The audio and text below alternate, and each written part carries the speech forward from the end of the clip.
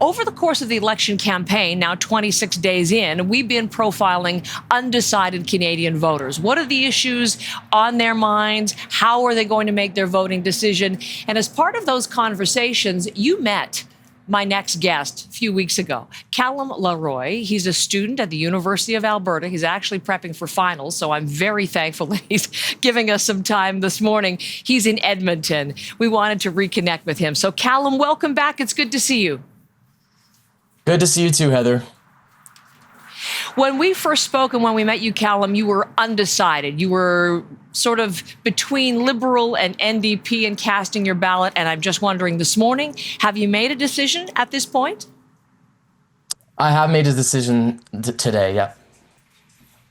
Today? Can you share it? Do you feel comfortable sharing it? Yeah, of course.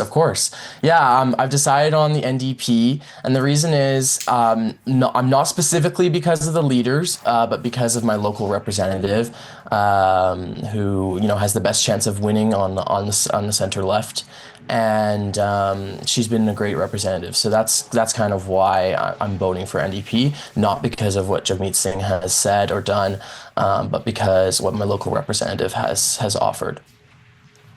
So not the French language leaders debate. That was not determinant for you. But having already made your decision for the NDP, I'm wondering what you thought as you saw the leader on that stage. I know you were watching the French language leaders debate. Did you see what you'd hoped for, even though you're not voting for him directly, obviously, in Jagmeet Singh's performance last night? I think he did reinforce a lot of the hallmark NDP issues, and he really tried to reinforce healthcare as much as possible. I thought that he came off a little bit aggressive at the end when he was arguing with the moderator. I don't know if that helped him, but otherwise, I think when he interjected, he had good things to say. I don't know if it will actually resonate with most Canadians, though. You're right. They actually had to cut his mic because he went over his time in terms of discussion with Patrice Roy. That was the only time that happened in the course of the evening.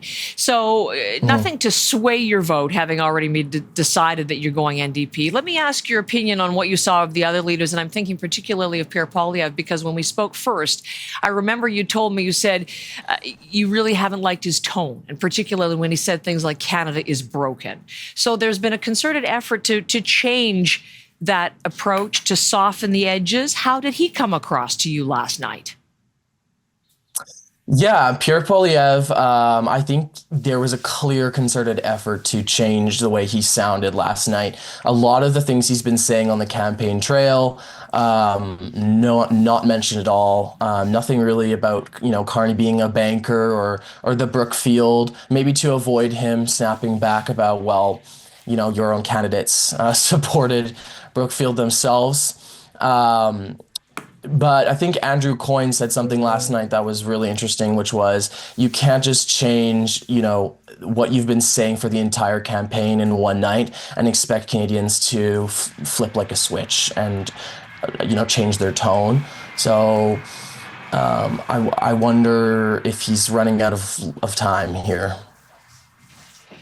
Just a matter of days, just over a week until the voting day. And that's an interesting point you made in terms of some of the attacks, like on Brookfield Asset Management. Maybe we'll see some of that discussion tonight when things switch to the English language. You will be watching again tonight. As we've mentioned, you're now locked in as an NDP voter. But is there anything that could come up, anything that could happen that could move you off that position, Callum? Probably not, just because of my riding and making a strategic vote. If riding was taken out of it, I really am just looking for Carney not to get too defensive, because sometimes he does get defensive. He's been defensive with reporters and other people when they question his leadership. So I don't want to see that. And otherwise, what Carney has been saying has sounded pretty good to me. I don't speak French, but we'll see how he sounds tonight. What the words he's been saying. Okay. They're pretty meaningful. I think he's making good points. So you're liking what you're hearing, but you're voting for your local candidate, and that's your strategic voting decision as not just as a voter, but as a first-time voter. On April the 28th, you're going to be casting your ballot for the very first time. And I'm just wondering, Callum, we talked a little bit about this on our first conversation, but in this most momentous of campaigns, you are exercising your democratic right for the first time. Just imagine that moment in the ballot box on the 28th, what it's going to be like for you. Yes, I texted all my friends. I said, we are having a voting party. We are all going to go to the polls together. Yeah, we're all really excited because for many of us, it's our first election voting, and this election is extremely important. And for many Canadians, it's one of the most important in their lifetime. So incredibly exciting. And we'll be watching very closely on election night. You know what? I might by long distance virtually join in that first-time voting party. So yes, come. Keep a place for me on the 28th. We might have another conversation. Callum, I just really appreciate how well-versed you are on the issues, how closely you're following that. It's been really inspiring to talk to you again today. I really appreciate it. Good luck with the finals and hope we speak again.